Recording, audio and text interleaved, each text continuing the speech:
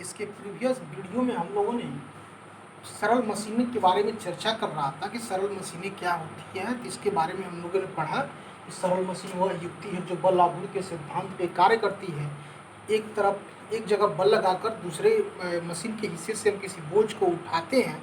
जैसे इसके बारे में हमने उत्तोलक, अनाज तल, गिरनी, पुल्ली, अन्य के बारे में इसके उदाहरण है सरल मशीन के। उसमें उत्तोलक के बारे में हमने सीखा कि उत्तोलक क्या होते हैं। तो उत्तोलक के बारे में हमने जाना कि उत्तोलक एक टेढ़ी मेढ़ी छड़नुमा आकृति की होती है जिसमें किसी एक बिंदु से उत्तोलक चारों दिशाओं में स्वतंत्रता पूर्वक घूम सकता है। अब इसके बारे में हमने पढ़ा उत्तोलक में तीन चीज़ें होती हैं, आलम्ब, आयास और भार। आलम्ब और आयास और भार की क्या स्थिति होती है इसके बारे में भी चर्चा किया गया। अब आलम्ब, आयास या भार की सापेक्ष स्थितियों में परिवर्तन के आधार पे उत्तोलक हमारा क्या होता है, कई प्रकार का होता है। यानी उत्तोलक का प्रकार हमको आज जानना है। उत्तोलक का प्रकार, काइंड्स ऑफ लीवर, इसके बारे में जानना है। तो उत्तोलक इसके आलम्ब, आयास और भार के सापेक्ष स्थितियों में परिवर्तन के आधार पर उत्तोलक 3 प्रकार के होते हैं। ये 3 प्रकार का होता है, 3 प्रकार का। अब हम चर्चा करेंगे प्रथम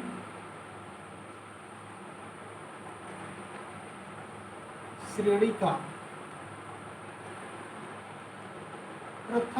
का उत्तोलक क्या। प्रथम श्रेणी की उत्तोलक जब आलम्ब और आयास और भार के बीच स्थिति के बारे में जानना है। प्रथम श्रेणी के उत्तोलक में क्या होता है, प्रथम श्रेणी के उत्तोलक में क्या होता है,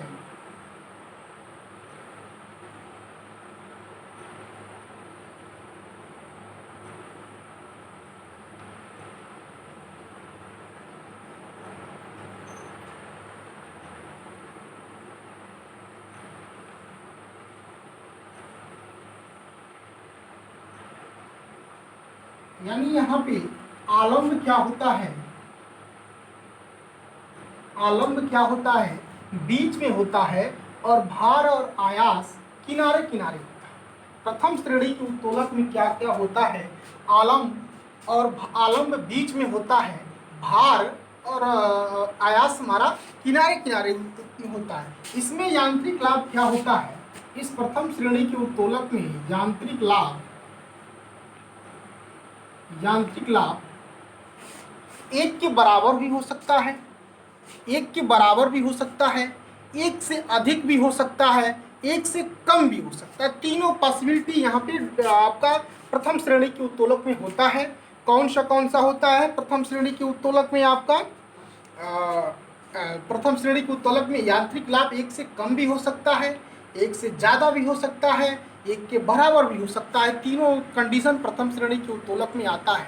अक्सर पूछा जाता है, कई मशीनें जैसे हैं आपका कैंची है, कौन कौन से प्रथम श्रेणी के उत्तोलक में आता है। प्रथम श्रेणी के उत्तोलक में आने वाले आपका कैंची में देखिए जो बीच में जो किल होता है और किनारों से हम क्या करते हैं, बल लगाते हैं। यानी ये बल लगाते हैं बीच के बिंदु से इधर उधर हमारा जो दोनों रहता है, इधर उधर जो काटता है, यानी इस बिंदु से क्या करता है, वो इधर उधर चलता रहता है और यहाँ हम बल लगाते हैं। तो यानी ये उसका आलम्ब होता है, यहाँ इसका भार कट करता है, यहाँ हम आयास होता है। यानी कैंची हमारा क्या है, प्रथम श्रेणी का उत्तोलक है। पिलास भी हमारा वही काम करता है। पिलास भी क्या करता है, पिलास को हम क्या करते हैं, पिलास को यहाँ पे जुड़ा रहता है, यहाँ हम बल लगाते हैं और यहाँ और अंतिम छोर पे क्या होता है, वहाँ पे भार को हमारा क्या करता है, वो कट करता है, दाबता है। फिर आपका ये होता है सिरसी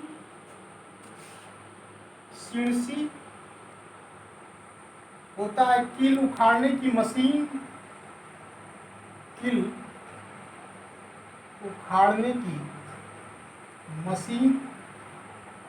और क्या होता है, कील उखाड़ने की मशीन।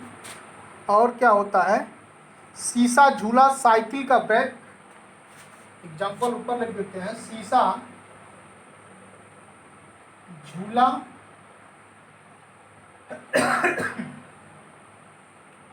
साइकिल का ब्रेक। साइकिल का ब्रेक में देखिए क्या होता है, आपका आप जो है साइकिल को जब दबाते हैं, यहाँ पे क्या करते हैं, आप आयास लगाते हैं और जिस बिंदु पर आता है वो बीच में रहता है, और आपका जहाँ आप रिंग पे जहाँ साइकिल रुकता है वहाँ भार काम करता है। आपका हैंड पंप भी होता है, हैंड पंप भी प्रथम श्रेणी का ही उत्तोलन। हैंड पंप में क्या होता है, आप हत्थे पे बल लगाते हैं और बीच में आलंब होता है और नीचे क्या होता है, आयास होता है। ये सभी हमारे आते हैं प्रथम श्रेणी के उत्तोलक में। पूछा जाता है कैंची किस प्रकार का उत्तोलक है, तो कैंची प्रथम श्रेणी का उत्तोलक है। पूछा जाता है पिलास किस प्रकार का उत्तोलक है, तो पिलास प्रथम प्रकार का उत्तोलक है। सिरसी प्रथम प्रकार का उत्तोलक है। किल उखाड़ने की मशीन प्रथम प्रकार का उत्तोलक है। हैंडपंप प्रथम प्रकार का उत्तोलक है। शीशा झूला प्रथम प्रकार का उत्तोलक है। साइकिल का ब्रेक प्रथम प्रकार का उत्तोलक है। तो ये रहा प्रथम श्रेणी का उत्तोलक। अब हम द्वितीय श्रेणी के उत्तोलक के बारे में चर्चा करेंगे।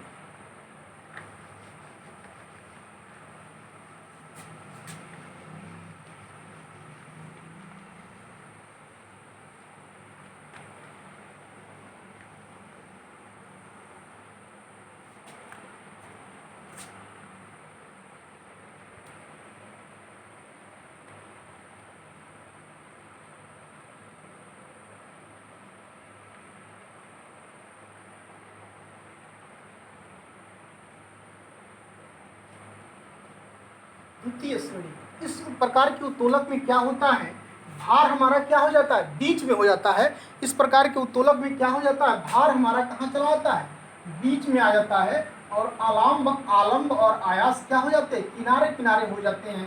भार हमारा चला आएगा बीच में, यहाँ हमारा W हो जाएगा, और आलंब और आयास हमारे कहाँ हो जाएंगे, किनारे किनारे। इस प्रकार के उत्तोलक में आलंब और आयास किनारे किनारे होते हैं और भार हमारा बीच में होता है। इसका यांत्रिक लाभ सदैव हमेशा एक से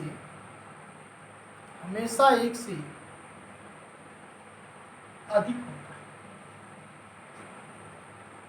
इसका यांत्रिक लाभ सदैव हमेशा एक से अधिक होता है। अब ये कौन कौन आएगा, जैसे देखिए सरौता एग्जाम्पल में आएगा। सरौता पूछा जाता है कि सरौता किस प्रकार का उत्तोलक है। जो आप देखते हैं नींबू निचोड़ते हैं तो आप किनारे पे क्या करते हैं, बल लगाते हैं, और जो उसका लास्ट पॉइंट होता है वहाँ से ऊपर नीचे यानी वो घूमता है, वो उसका आलंब होता है। और जहाँ आप नींबू को डाल रख के और दबाते हैं वहाँ पे यानी भार काम करता है। यानी नींबू निचोड़ने की मशीन, नींबू निचोड़ने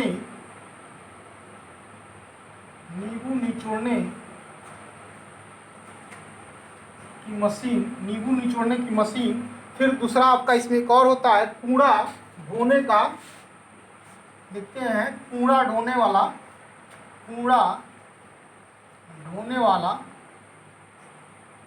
वाला गाड़ी। यानी देखते हैं अक्सर कूड़ा ढोने वाला गाड़ी क्या करता है, हत्था अपने हाथ में पकड़े रहता है, पहिया नीचे रहता है जो आलंब का काम करता है, और बीच में हम क्या करते हैं, बोझ को उठाते हैं। यानी द्वितीय श्रेणी का उत्तोलक क्या है, वह उत्तोलक जिसमें क्या होता है, आलंब बीच में होता है, आलंब किनारे होता है, और भार क्या होता है, बीच में होता है, आयास क्या होता है, किनारे होता है। इस प्रकार के उत्तोलक में यांत्रिक लाभ सदैव एक से अधिक होता है। इस प्रकार के उत्तोलक में कौन कौन से आते हैं, सरौता आता है, नींबू निचोड़ने की मशीन आती है, कूड़ा ढोने वाली गाड़ी आती है। तो पूछा जाएगा कि इन प्रकार के अक्सर यही पूछा जाता है एग्जाम्पल कि ये किस प्रकार का उत्तोलक है। ठीक है, अब हम आते हैं अगला।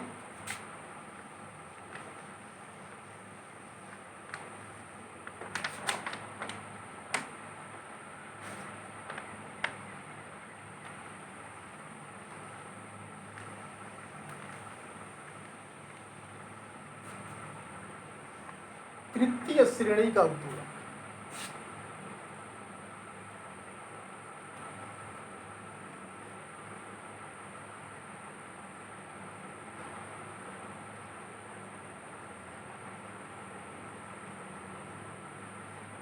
तृतीय श्रेणी का उत्तोलक। इस प्रकार के उत्तोलक में क्या होता है, भार हमारा क्या हो जाता है, बीच में होता है। इस प्रकार के उत्तोलक में हमारा भार क्या हो जाता है, आयास क्या हो जाता है, बीच में होता है, और भार और आलंब क्या होते हैं, किनारे किनारे स्थित होते हैं। इस प्रकार के उत्तोलक में आलंब हमारा क्या हो जाता है, किनारे रहता है, और भार भी किनारे रहता है, आयास हमारा बीच में हो जाता है। इस प्रकार के उत्तोलक में यांत्रिक लाभ, इस प्रकार के उत्तोलक में यांत्रिक लाभ सदैव एक से कम होता है, सदैव एक से कम होता है। इस प्रकार के उत्तोलक में क्या होता है, हमारा आयास क्या होता है, बीच में होता है, और आयास क्या होता है, बीच में होता है, और भार और हमारा आलम्ब क्या होता है, किनारे किनारे होता है। जैसे इसमें देखिए फॉर एग्जाम्पल, हम इस चीज को, हम इस मनुष्य का हाथ, ये देखिए अपना हमारा हाथ है। अब देखिए हमने क्या किया है, इस मार्कर को इससे हाथ से उठाया है, यानी बल हमारा इसके बीच में लग रहा है। अभी ये भारी रहता तो हमको इस पर ही आभास होता है, हम इसी की सहायता से बल लगाते हैं।